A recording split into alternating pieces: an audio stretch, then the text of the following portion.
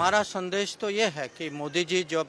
उनका सपना जो विकसित भारत की जब बात करते हैं, हमारे रोड, हमारे रेल, हमारे एयरपोर्ट, हमारे सड़क, ये सब अच्छे बने बच्चों के साथ, युवा पीढ़ी के साथ, कि उनके स्वास्थ्य, उनका शिक्षा, उनके जो आगे के जो क्षमता जो बढ़ाएं, कैसे बढ़ाएं। मोदी जी का सपना, इसको हम ज़मीन में कैसे उतारें, ये हमारी कोशिश।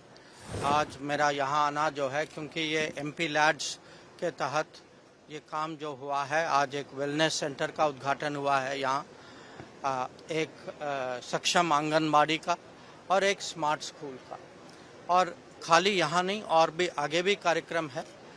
और कुछ और जगह हैं जहाँ आज जो है वर्चुअल मोड में हमने इसका उद्घाटन किया है। तो हमारा संदेश तो ये है कि मोदी जी जब उनका सपना जो विकसित भारत की जब बात करते हैं, विकसित भारत एक तो हो कि हमारे रोड, हमारे रेल, हमारे एयरपोर्ट, हमारे सड़क, ये सब अच्छे बने, कि लोगों को उनके घर, आवास योजना के तहत लोगों को घर मिले, रोजगारी, पर सबसे मैं कहूँगा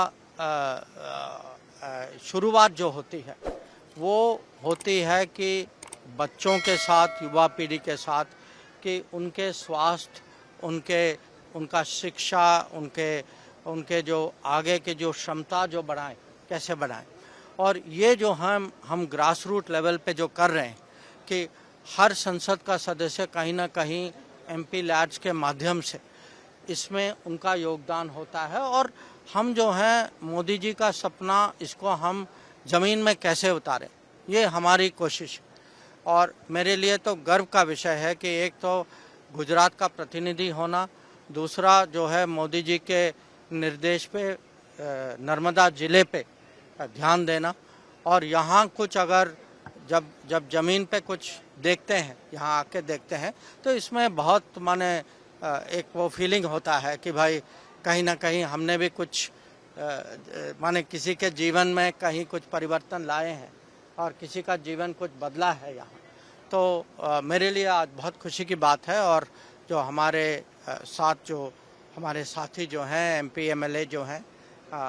इनका भी वही उत्साह मैं देख रहा हूँ, और मुझे पूरा विश्वास है कि ऐसे माने ये छोटे छोटे कदम हैं, पर ऐसे ही भारत बदलेगा और ऐसे ही विकसित भारत बनेगा।